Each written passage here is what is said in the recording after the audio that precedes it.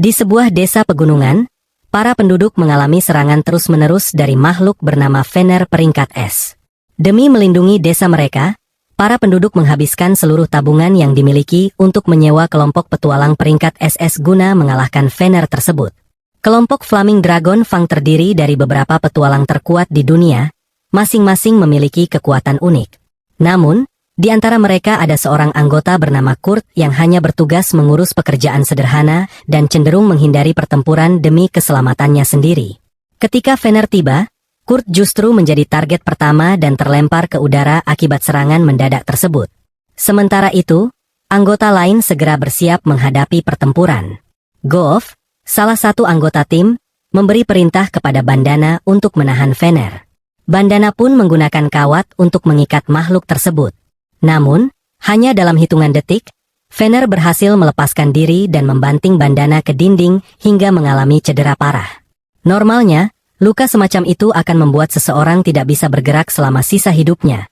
Tetapi berkat kehadiran Marvice di dalam tim, Bandana dapat sembuh dalam sekejap dan kembali bertarung. Dengan memanfaatkan pohon sebagai jangkar, Bandana berhasil menciptakan peluang bagi Goof untuk menyerang. Goof pun melompat dan membakar kepala Fener menggunakan pedang sihirnya. Akhirnya, makhluk tersebut dikalahkan, dan penduduk desa merasa sangat bersyukur atas kemenangan ini.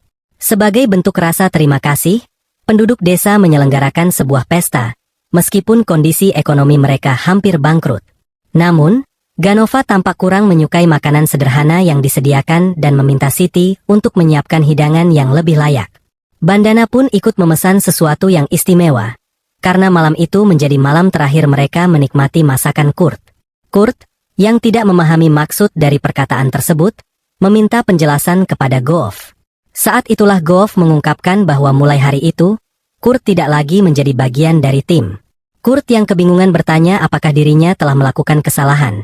Tetapi Goof menjelaskan bahwa masalahnya bukan karena kesalahan tertentu, melainkan karena kontribusi Kurt dalam pertempuran sangat minim. Meskipun ia sering membantu mengurus berbagai tugas tim, perannya dalam pertarungan hampir tidak ada, sedangkan kelompok hanya diperbolehkan memiliki 4 anggota. Oleh karena itu, mereka memutuskan untuk menggantinya dengan seorang penyihir atau petarung yang lebih kompeten. Kurt berusaha memohon agar tetap diperbolehkan bergabung dengan mereka, tetapi Goof, yang merasa jengkel, menendangnya hingga terjatuh. Keputusan mereka sudah final, Kurt tidak lagi dibutuhkan dalam tim. Keesokan harinya, Kurt meninggalkan desa tanpa tujuan yang jelas dan tanpa uang. Ia akhirnya tiba di kota SA dengan hanya beberapa koin tersisa, sehingga ia harus segera mencari pekerjaan.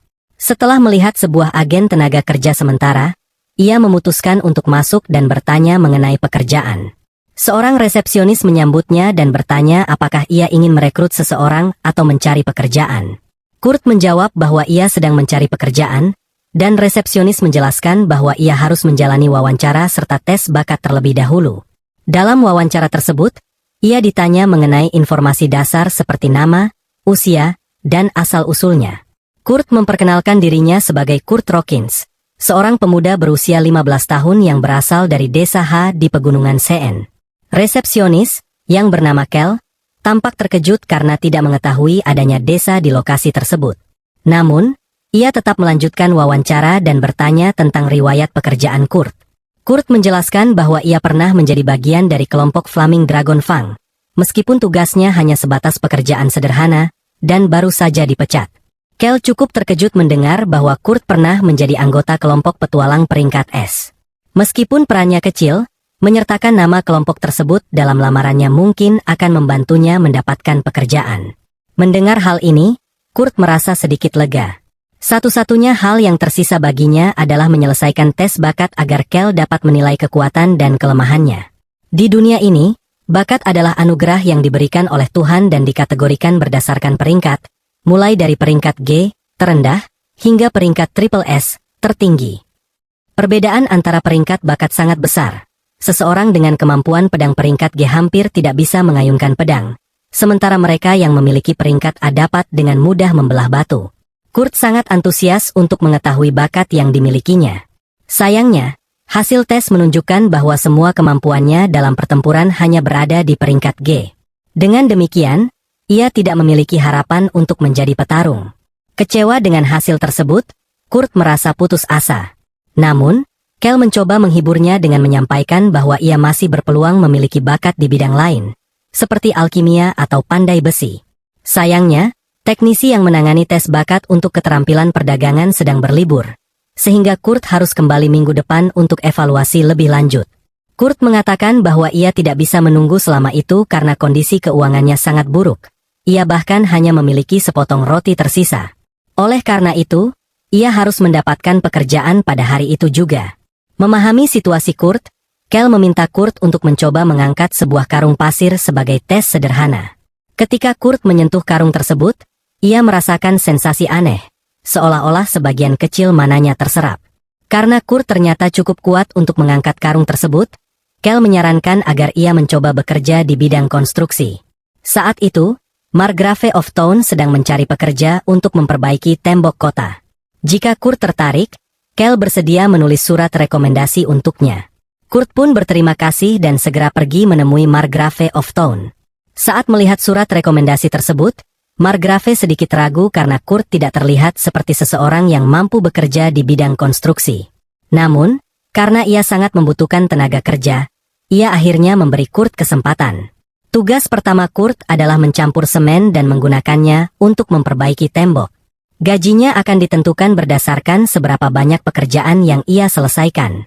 Margrave berjanji untuk kembali dan memeriksa hasil pekerjaannya nanti. Jika Kurt belum menggunakan setidaknya setengah barel semen saat Margrave kembali, gajinya akan sangat rendah. Kurt ingin bertanya mengenai penggunaan mana dalam campuran semen untuk memperkuatnya. Tetapi ia memilih diam karena mengira itu sudah menjadi pengetahuan umum. Ia juga terkejut karena batas minimal pekerjaan yang diberikan tampak terlalu mudah. Oleh karena itu, ia memutuskan untuk menggunakan sebanyak mungkin semen sebelum Margrave kembali. Ketika Margrave kembali, ia sangat terkejut melihat bahwa Kurt berhasil menyelesaikan seluruh bagian tembok. Kurt merasa sedikit bersalah karena tidak bisa menyelesaikan lebih banyak karena kehabisan bahan. Tetapi Margrave justru kagum. Ia bertanya bagaimana Kurt bisa memperbaiki bagian atas tembok. Dan Kurt menjelaskan bahwa ia hanya melemparkan semen ke atas lalu menghaluskannya dengan tongkat. Margrave awalnya menganggap hal itu mustahil. Tetapi karena Kurt berhasil melakukannya, ia tidak bisa berbuat apa-apa selain menerima kenyataan tersebut. Margrave kemudian menanyakan berapa lama Kurt berencana bekerja di sana. Dan Kurt menjawab bahwa ia hanya membutuhkan pekerjaan selama 1 minggu. Margrave senang mendengarnya dan mengatakan bahwa pekerjaan Kurt untuk hari itu sudah cukup. Karena belum memiliki cukup uang untuk membayar seluruh gaji Kurt, ia memberikan sekantong uang sebagai pembayaran awal dan berjanji akan mengirim sisanya melalui agen tenaga kerja. Kurt sangat terkejut karena uang dalam kantong kecil tersebut ternyata lebih banyak daripada yang pernah ia hasilkan selama menjadi anggota kelompok petualang. Selama beberapa hari berikutnya, Kurt terus bekerja keras memperbaiki tembok. Namun, suatu hari, Margrave tiba-tiba memberitahu bahwa Kurt dipecat. Kurt bertanya mengapa hal ini terjadi, dan Margrave menjelaskan bahwa perbaikan tembok seharusnya memberikan kesempatan kerja bagi masyarakat yang hidup dalam kemiskinan. Namun, karena Kurt bekerja dengan terlalu efisien, pekerjaan tersebut dapat segera selesai, sehingga tidak akan ada pekerjaan tersisa untuk orang lain. Margrave tidak marah kepada Kurt atau berniat buruk kepadanya. Tetapi dari apa yang ia amati, kemampuan Kurt setidaknya berada pada peringkat double S, jika tidak triple S. Oleh karena itu, menurutnya, akan lebih baik jika Kurt bekerja di ibu kota kerajaan atau tempat lain yang lebih sesuai dengan bakatnya. Sebagai kompensasi atas pemutusan kerja yang mendadak, Margrave memberikan sejumlah uang kepada Kurt sebelum pergi. Namun, Kurt salah memahami situasi tersebut dan berpikir bahwa Margrave hanya ingin menyingkirkannya karena ia dianggap sebagai pekerja yang buruk. Kurt kembali ke agen tenaga kerja sementara dan bertemu dengan Kel untuk memberitahukan bahwa ia telah diberhentikan. Masih diperlukan beberapa hari sebelum Kurt dapat menilai atribut perdagangannya. Saat itu, mereka mendengar keributan di meja depan, di mana seorang gadis sedang mencoba memasang iklan perekrutan. Namun, resepsionis menjelaskan kepadanya bahwa tidak ada yang bersedia bekerja dalam kondisi kerja yang kurang layak dengan imbalan yang ia tawarkan. Meskipun demikian, gadis tersebut tetap bersikeras agar resepsionis berusaha mencari seseorang untuk pekerjaannya, hingga akhirnya menimbulkan gangguan di dalam kantor. Kel kemudian pergi untuk melihat apa yang terjadi. Rekannya memberitahukan bahwa gadis tersebut ingin merekrut anak di bawah umur untuk menggali gunung yang belum dieksplorasi. Tetapi ia menolak memberikan pembayaran di muka dan hanya bersedia membayar jika penggalian tersebut berhasil. Kel memahami bahwa syarat seperti itu sulit diterima oleh orang yang berpikir secara rasional. Ia mencoba meyakinkan gadis tersebut untuk mencari investor guna mengembangkan tambang. Tetapi gadis itu menjelaskan bahwa ia tidak bisa melakukannya. Jika ia tidak membayar pajak sebelum akhir pekan, kepemilikan tambangnya akan diambil alih. Pada saat itu, Kurt datang dan dengan yakin mengatakan bahwa ia bersedia menerima pekerjaan tersebut. Ia menjelaskan bahwa di desanya, ia terbiasa membantu penggalian tambang sehingga memiliki cukup banyak pengalaman dalam bidang tersebut. Kel bertanya kepada Kurt apakah ia benar-benar yakin ingin menerima pekerjaan itu, karena dengan kontrak yang ditawarkan, ada kemungkinan besar ia tidak akan mendapatkan bayaran. Sebelum Kurt sempat menjawab, gadis itu menyela dan mengatakan bahwa sebenarnya ia ingin merekrut kurcaci perunggu, bukan seorang pemuda yang tampak kurang berpengalaman. Ia merasa tidak enak hati jika harus membiarkan Kurt mengambil pekerjaan tersebut.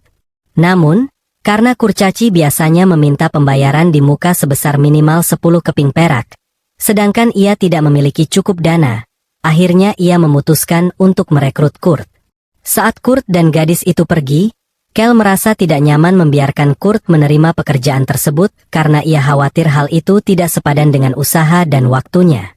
Sejujurnya, Kel berpikir bahwa Kurt bisa mendapatkan penghasilan yang lebih baik di tempat lain.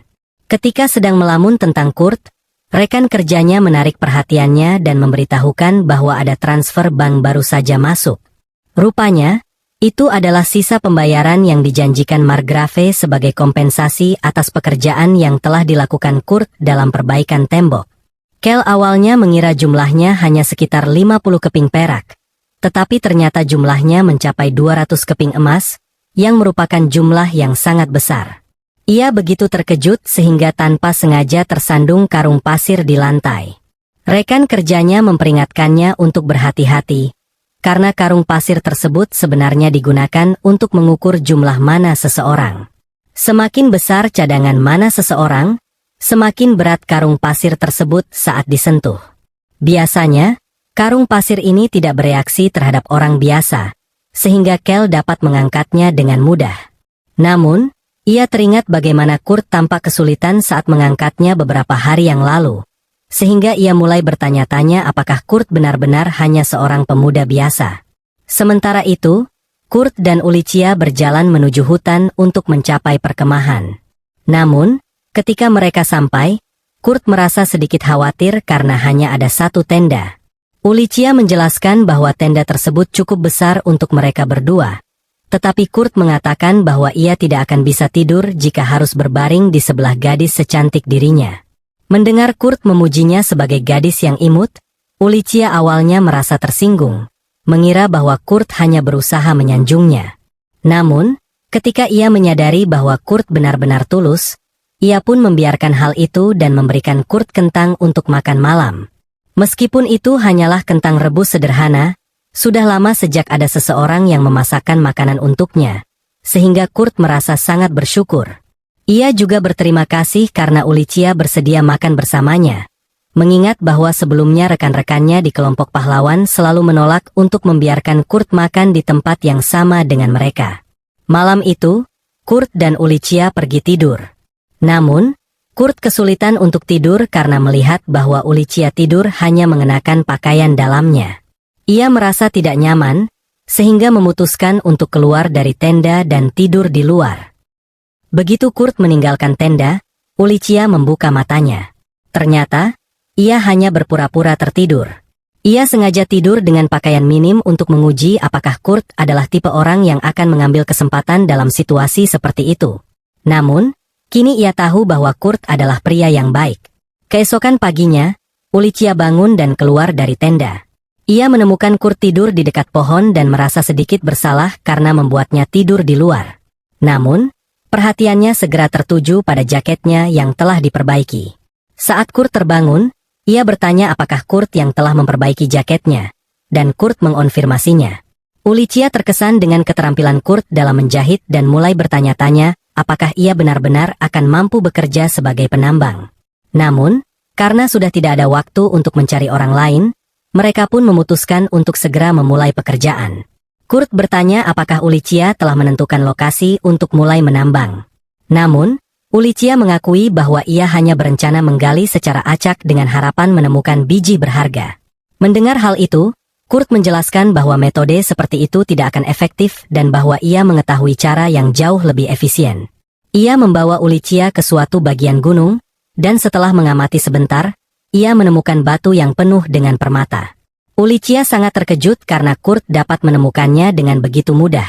Dalam hitungan menit, Kurt sudah menemukan semua permata di bagian gunung tersebut. Ulicia hampir tidak bisa mempercayainya, karena jika semua permata ini dijual, ia akan dapat melunasi seluruh utangnya. Namun, Kurt mengatakan bahwa ia tidak bisa langsung menjualnya begitu saja. Ulicia kemudian menyadari bahwa Kurt benar. Karena Kurt yang menemukannya, ia seharusnya mendapatkan bagian dari hasil penjualan. Namun, Kurt menjelaskan bahwa bukan itu maksudnya. Ia mengatakan bahwa permata-permata tersebut akan jauh lebih berharga jika terlebih dahulu diubah menjadi kristal ajaib. Ulicia terkejut dengan pernyataan tersebut. Ia menjelaskan bahwa hanya ada 10 penyihir di seluruh kerajaan yang cukup terampil untuk mengubah permata menjadi kristal ajaib. Namun, sebelum ia selesai berbicara, Kurt sudah selesai mengubah semua permata yang ditemukan menjadi kristal ajaib. Ulicia begitu terpana hingga tidak dapat berkata-kata. Kurt tidak hanya mampu menciptakan kristal ajaib, tetapi ia melakukannya dalam sekejap, padahal bahkan penyihir paling berpengalaman pun biasanya membutuhkan setidaknya 1 jam untuk membuat satu kristal ajaib. Setelah menyelesaikan semua kristal, Kurt menyetujui permintaan Ulicia untuk menjualnya. Ulicia pun berangkat ke kota, sementara Kurt tetap tinggal di gunung untuk menyelesaikan beberapa hal lainnya. Setibanya di kota, Ulicia pergi ke agen bea cukai dan menyatakan bahwa ia ingin menjual beberapa kristal ajaib di ibu kota kerajaan. Namun, karena kristal ajaib sangat berharga, petugas bea cukai bertanya dari mana ia mendapatkannya. Menyadari bahwa tidak mungkin petugas itu akan percaya jika ia mengatakan bahwa seorang pemuda biasa yang menciptakannya, Ulicia menunjukkan lambang keluarga kerajaan yang dimilikinya. Sebenarnya, ini hanyalah siasat. Ia sudah berhenti bekerja untuk keluarga kerajaan sejak lama, tetapi mereka tampaknya lupa mengambil kembali lambangnya. Namun, strategi ini berhasil, dan petugas bea cukai mengizinkannya menggunakan lingkaran teleportasi untuk pergi ke ibu kota. Setibanya di ibu kota, Ulicia pergi ke toko seorang teman lama bernama Mimiko. Ia memberitahu Mimiko bahwa ia memiliki beberapa kristal ajaib untuk dijual. Awalnya, Mimiko mengira kristal tersebut tidak terlalu berharga. Namun, setelah diperiksa lebih dekat, ia menyadari bahwa kristal-kristal tersebut memiliki jumlah mana 10 kali lipat dari kristal ajaib biasa. Mimiko memberitahu Ulicia bahwa setiap kristal ini bernilai 10 keping emas. Ulicia terkejut, karena Kurt telah memberinya 50 kristal ini. Dengan santai, Mimiko menyerahkan kantong berisi 500 keping emas kepadanya. Namun, sebelum Ulicia pergi, Mimiko mengajukan 2 permintaan. Pertama, ia meminta agar Ulicia hanya menjual kristal-kristal semacam ini di tokonya, karena jika kristal sekuat ini beredar tanpa regulasi, dampaknya bisa sangat berbahaya. Kedua, ia ingin mengetahui siapa yang menciptakan kristal-kristal tersebut. Ulicia menyetujui permintaan pertama, tetapi ia menolak memberikan nama penciptanya tanpa izin terlebih dahulu. Sebagai seorang penyihir istana kerajaan, Mimiko mencoba menggunakan posisinya untuk memerintahkan Ulicia memberikan informasi tersebut. Namun, karena Ulicia tidak lagi bekerja untuk keluarga kerajaan, ia tidak memiliki kewajiban untuk mematuhinya. Menyadari bahwa ia tidak bisa memaksa Ulicia, Mimiko akhirnya membuat permintaan terakhir. Jika pencipta kristal tersebut bersedia bekerja untuk kerajaan, maka ia akan diberikan gelar bangsawan, akses penuh ke laboratorium penelitian kerajaan, serta berbagai fasilitas eksklusif lainnya. Ulicia kemudian meninggalkan toko Mimiko dan kembali ke gunung keesokan paginya untuk bertemu dengan Kurt. Namun, setibanya di sana, ia dikejutkan oleh sesuatu yang tidak ia duga. Kurt telah membangun sebuah rumah dalam waktu singkat selama ia pergi. Sementara itu, Kelompok Gulnova berada di alam liar untuk pertama kalinya setelah mereka memutuskan untuk mengeluarkan Kurt dari tim. Namun, tampaknya kini mereka harus menghadapi lawan yang cukup tangguh. Tak satu pun dari anggota tim menunjukkan performa seperti sebelumnya, dan saya mulai berpikir bahwa Kurt, yang selama ini dianggap tidak berguna, justru secara tidak sadar menjadi sosok yang menyatukan mereka. Marlifus, sang penyembuh, tiba-tiba tidak bisa menyembuhkan siapapun karena kehabisan mana secara tidak wajar. Golova kemudian meminta penyihir baru mereka untuk menggunakan sihir api terhadap monster pohon. Namun si pemula menolak dan menyatakan bahwa seharusnya Golova yang menggunakan sihir tersebut. Situasi memanas ketika seluruh anggota tim mulai saling menyalahkan. Di tengah kekacauan itu, Bandana hanya berdiri diam di belakang dengan senyum puas, seolah menikmati kehancuran tim mereka. Di sisi lain, Ulisya menyampaikan pesan dari temannya, Mimiko, yang merupakan seorang penyihir istana. Ia menyampaikan bahwa Mimiko telah merekomendasikan Kurt untuk posisi direktur di Laboratorium Riset Teknologi Sihir Kerajaan. Kurt merasa tawaran itu terlalu muluk dan bahkan jika itu benar, ia menolaknya karena merasa tidak pantas berada di posisi yang lebih tinggi dari orang lain. Selain itu, sebagian dirinya masih ingin kembali ke kelompok petualangnya dahulu, Flaming Dragon Fang. Lagi pula, pekerjaannya saat ini sebagai penambang di bawah bimbingan Ulisya berjalan dengan baik, sehingga ia tidak merasa perlu untuk berganti jalur.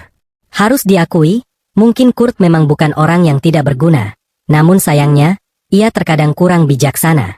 Terlepas dari itu, Ulisya tidak memberitahu Kurt berapa banyak emas yang mereka hasilkan dari penjualan kristal ajaib, dan malah mendorongnya untuk terus menambang lebih banyak biji. Kurt pun menyampaikan bahwa ia telah menemukan urat biji yang bagus di dekat lokasi sebelumnya, dan bersiap untuk kembali bekerja.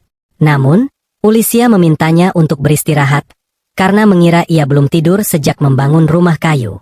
Saat Kurt menjelaskan bahwa ia sudah tidur selama 6 jam, Ulisya terdiam, tidak percaya bahwa ia mampu membangun seluruh struktur itu dalam waktu sesingkat itu. Kurt, yang salah paham dengan ekspresi Ulisya, mengira Ulisya marah karena ia kesiangan, dan berjanji untuk menebus kesalahannya. Beberapa saat kemudian, Kurt membawa Ulisya ke lokasi penambangan baru. Ia menjelaskan rencananya untuk menggali di sekitar tempat di mana ia menemukan kristal besar kemarin. Setelah itu, Kurt meninggalkan Ulisya untuk menambang sendiri. Setelah seharian menggali, Ulisya akhirnya menemukan satu biji dan merasa sangat senang. Ia membayangkan bahwa jika Kurt mengubahnya menjadi kristal ajaib, harganya bisa mencapai lebih dari 10 keping emas, dan itu cukup untuk memenuhi target harian. Namun, di saat yang sama, ia merasa enggan untuk memanfaatkan kerja keras Kurt. Mungkin itulah sebabnya hingga saat ini ia belum menyentuh satu pun dari 500 emas yang mereka peroleh dari penjualan kristal sebelumnya.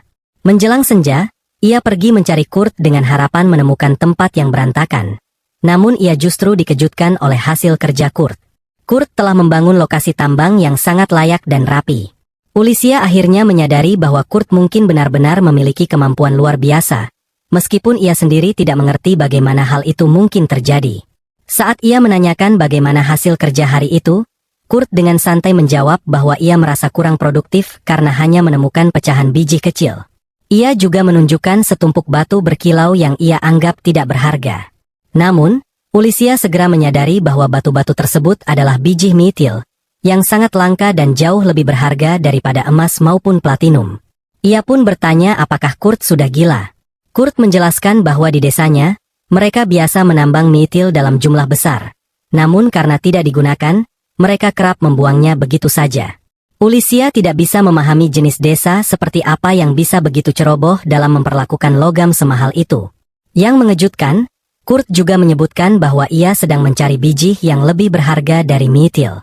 Saat Ulisya bertanya biji apa yang dimaksud, Kurt menjawab bahwa ia sedang menambang oracham, logam legendaris yang dikenal sebagai logam para dewa.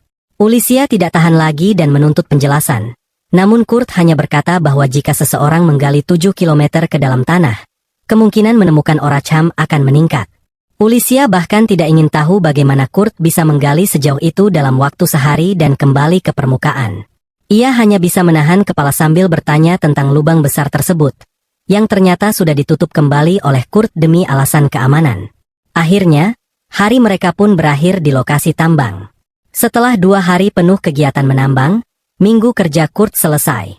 Tambang yang ia bangun dibuat dengan sangat sempurna hingga menciptakan jalur lurus dari kota Samia ke kota tempat tinggal seorang tuan tanah.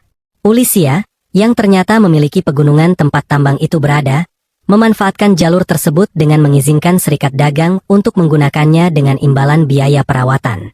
Ia menggunakan uang itu untuk membayar pajak. Namun karena seluruh hasil biji ia serahkan kepada Kurt, keputusan itu terasa cukup adil.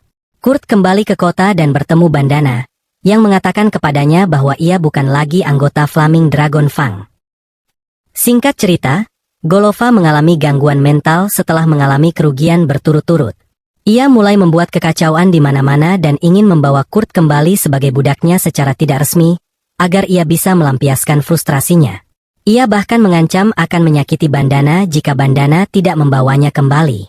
Namun, alih-alih mengikuti perintah tersebut, Bandana justru menangkap Golova dan meninggalkan kelompoknya. Meskipun begitu, Bandana tidak memberitahukan kebenaran ini kepada Kurt. Ia hanya mengatakan bahwa ia dipecat oleh Golova, sama seperti Kurt sebelumnya. Kurt merasa kecewa mendengar hal itu. Ia mengatakan bahwa dirinya mengagumi Golova dan merasa sangat berutang budi padanya. Ia benar-benar berharap bisa kembali bersatu dengan anggota lama kelompoknya. Namun karena kini Bandana juga sudah dipecat, ia merasa hal itu tidak lagi mungkin. Saya tidak sepenuhnya yakin, namun tampaknya Bandana pun sama buruknya dengan anggota kelompok Golova lainnya. Ia juga tampaknya ingin memanfaatkan Kurt yang malang dan polos. Dalam waktu singkat, Bandana berhasil membujuk Kurt untuk mengambil komisi dari guildnya dan mengirimnya ke bengkel seorang meister bernama Eitlier. Eitlier sendiri adalah bengkel yang memproduksi dan menjual obat-obatan sihir, pedang, dan berbagai alat sihir. Pemimpin mereka disebut sebagai Master Eitlier, dan orang-orang ini sangat dihormati serta memiliki peran penting di kota. Dalam perjalanannya, Kurt merasa terkejut bahwa seseorang sepenting itu berada di kota ini. Ketika ia tiba di rumah Master Eitlier, ia heran karena rumahnya terlihat sangat sederhana. Ia mengetuk pintu, dan seorang gadis muda membukanya. Kurt sempat mengira gadis muda itu adalah Master Eitlier, namun segera sadar bahwa ia hanya seorang peri. Gadis tersebut memperkenalkan dirinya sebagai Michelle, asisten Master Eitlier. Michelle segera menyambut Kurt dengan ramah dan membawanya masuk. Kurt mengira ia akan membantu di bengkel, namun ternyata tugasnya adalah mencuci piring dan membersihkan dapur. Meski sedikit kecewa, Kurt tetap menerima tugasnya dengan tabah. Saat Michelle dipanggil oleh tuannya, Kurt pun mulai bekerja. Setelah selesai membersihkan, Kurt merasa tidak enak hanya diam saja. Jadi ia mencoba mencari Michelle. Ia berjalan ke ujung lorong dan mengetuk sebuah pintu. Dari dalam terdengar suara seorang wanita, dan ketika pintu dibuka, Kurt terkejut melihat seorang wanita cantik yang ternyata adalah Putri Liselot. Ia tidak tahu siapa wanita itu pada awalnya, tapi merasa aneh karena belum pernah melihat wanita secantik itu. Saat melihat lebih dekat, Kurt menyadari adanya luka spiral aneh di perut sang putri. Ketika ia bertanya, sang putri menjelaskan bahwa itu adalah kutukan. Kurt meminta izin untuk memeriksanya lebih dekat, dan dengan hati-hati menyentuh luka tersebut. Ia menyimpulkan bahwa sang putri tidak bisa merasakan sakit dari luka itu. Ia lalu mencoba menyembuhkannya dan menyadari bahwa nafsu makan sang putri masih baik. Maka, ia menawarkan diri untuk memasakkan sesuatu. Saat kembali ke dapur, Kurt menyadari bahwa pakaian yang dikenakan sang putri adalah ciptaannya sendiri. Ia sangat terkejut dan merasa malu hingga terjatuh. Sementara itu, di tempat lain, Mimiko dan Ulia sedang membicarakan Mithil dan Orchalum, bahan-bahan mahal yang mereka temukan, serta kemungkinan buruk jika kabar tentang Kurt tersebar. Mimiko bahkan khawatir Kurt bisa saja diculik. Mereka heran bagaimana orang sekuat dia bisa bersembunyi selama ini. Namun Ulia tahu bahwa Kurt adalah anggota Flaming Dragon Fang, dan ingin menjadikannya seorang Master Eitlier agar ia dapat mengendalikan kekuatannya. Ulia juga berharap bisa menjadi pengawal Kurt, meskipun khawatir karena Kurt tidak menyadari potensi dirinya sendiri dan sering meremehkan kemampuannya. Sementara itu, Kurt hampir selesai memasak bubur untuk Putri Liselot. Michelle lalu datang bersama Lady Ailia. Kurt meminta maaf karena menggunakan dapur tanpa izin, namun Lady Ailia tidak mempermasalahkannya. Ia bahkan mengamati bubur yang dibuat Kurt, dan Kurt menjelaskan bahwa bubur itu untuk gadis aneh yang ia temui. Mendengar itu, Lady Ailia kaget karena ternyata Kurt telah bertemu sang putri. Ia meminta Kurt agar tidak menceritakan hal ini kepada siapapun. Setelah itu, Kurt menerima gaji pertamanya, dan ia sangat senang karena jumlahnya cukup besar. Ia pun membawa bubur itu ke sang putri yang sudah sangat lapar. Lady Aelia ingin mencicipinya dulu untuk memastikan tidak ada racun, tetapi sang putri menolak. Ia percaya pada Kurt, meski baru saja mengenalnya. Ada kesan cinta pada pandangan pertama yang terlihat. Lady Aelia akhirnya mengizinkan sang putri memakannya. Namun, ketika sang putri menggigit makanan tersebut, ia tiba-tiba memegangi lehernya dan jatuh dari kursi. Lady Aelia panik dan mengira sang putri diracuni. Tetapi sebelum ia sempat memanggil bantuan, sang putri berdiri dan menyatakan bahwa ia baik-baik saja. Saat itu juga mereka menyadari bahwa spiral kutukan di perut sang putri telah menghilang. Itu berarti kutukannya telah sembuh. Di tempat lain, para penjahat yang bertanggung jawab atas kutukan itu menyadari bahwa sihir mereka telah dipatahkan. Mereka segera mulai menyusun rencana baru. Malam harinya, Lady Aelia dan sang putri pergi menemui Mimiko. Saat tiba di tempatnya, mereka menemukan Mimiko sedang bersama Ulia. Lady Aelia tampak enggan bicara jujur di hadapan Ulia. Namun Mimiko meyakinkannya bahwa Ulia dapat dipercaya. Akhirnya sang putri mengungkapkan jati dirinya, dan Mimiko serta Ulia langsung berlutut. Mereka bingung mengapa sang putri datang ke tempat sederhana seperti ini, padahal dikabarkan sedang sakit parah. Lady Aelia menjelaskan bahwa sang putri dikutuk oleh sekelompok orang yang ingin membunuhnya, karena keberadaannya dianggap dapat membawa kedamaian. Mimiko lalu bertanya bagaimana sang putri bisa mematahkan kutukan yang begitu kuat. Dengan senyum gembira, sang putri mengungkapkan bahwa ia dibantu oleh seorang pria bernama Kurt. Mendengar nama itu, Mimiko dan Ulia terkejut hingga ke tulang. Ulisya masih merasa sulit untuk percaya bahwa bubur sederhana buatan Kurt mampu mematahkan kutukan kuat yang menimpa Putri Lislet. Fakta bahwa Kurt terlibat dalam peristiwa ini dalam waktu kurang dari sehari sejak mereka terakhir bertemu, membuat Ulisya semakin terkejut. Sementara itu, Mimiko sedang menyelidiki beberapa tersangka yang diakininya terlibat dalam rencana pembunuhan terhadap Putri Lislet, sebab serangan tersebut datang dalam bentuk kutukan. Mimiko menyimpulkan bahwa pelaku pastilah seseorang yang mampu menembus bangsal anti kutukan yang ditempatkan di seluruh istana. Berdasarkan informasi dari orang dalam, ada 3 orang yang memiliki kemampuan semacam itu. Tersangka pertama adalah Sova Ristats, jenderal utama dari pasukan ekspedisi kerajaan. Tersangka kedua adalah seorang pria eksentrik yang tampaknya menjalani hidupnya hanya dengan mengonsumsi makanan cepat saji, yaitu Uskup Tristan Mainov dari gereja Polandia. Dan tersangka terakhir adalah Ratu Isidora Arkmama, istri ketiga dari Raja Kerajaan Oilia. Abhilia menyampaikan pendapatnya mengenai Tristan. Jika benar dialah pelakunya, besar kemungkinan ia menggunakan para pengikut setianya untuk mengacaukan bangsal perlindungan di kamar Putri Lislet. Di sisi lain, Lislet mencurigai ibu tirinya, Ratu Isidora. Ia memiliki kebebasan untuk menjelajahi istana kapanpun dan bisa saja menyelinap tanpa diketahui siapapun. Namun, tidak satu pun dari mereka mencurigai Jenderal Sova karena ia diketahui tidak memiliki kemampuan sihir. Meskipun demikian, Ulisya tidak sependapat. Ia menunjukkan bahwa Sova memiliki hubungan erat dengan persekutuan pencuri, sebuah kelompok rahasia yang dikenal karena keahliannya dalam mengumpulkan informasi orang dalam. Bisa jadi Sova meminta bantuan mereka untuk melemahkan bangsal perlindungan dengan cara yang tidak terdeteksi. Karena belum ada cara pasti untuk menentukan pelaku, Abhilia mengusulkan untuk menjebak si pelaku dengan membuat sebuah bengkel palsu bernama Meister Eightlier. Ternyata, Lucillet baru saja berusia 15 tahun, yang menurut tradisi di dunia ini berarti ia telah mencapai usia dewasa. Oleh karena itu, sudah waktunya bagi Lucillet meninggalkan istana untuk menjalani pelatihan selama 1 tahun. Abhilia berencana mengirimnya ke bengkel Eightlier palsu dan mengumumkan ke publik bahwa pelatihan akan dilaksanakan di sana. Harapannya, pelaku akan kembali mencoba mencelakai Lucillet. Namun sebelum hal itu terjadi, mereka perlu mencari informasi mengenai sosok Meister Eightlier agar bisa mempersiapkan jebakan dengan matang. Untuk mengelabui pelaku, mereka membutuhkan seseorang yang identitasnya tidak dikenal siapapun, sehingga pelaku akan terdorong untuk menggali informasi lebih dalam. Dalam prosesnya, mereka pasti akan meninggalkan jejak yang bisa digunakan untuk mengungkap identitas mereka. Kini, permasalahan utamanya adalah, siapa yang layak memerankan sosok Meister Eightlier? Ulysses sudah memiliki satu nama dalam pikirannya. Ia menunjukkan sebuah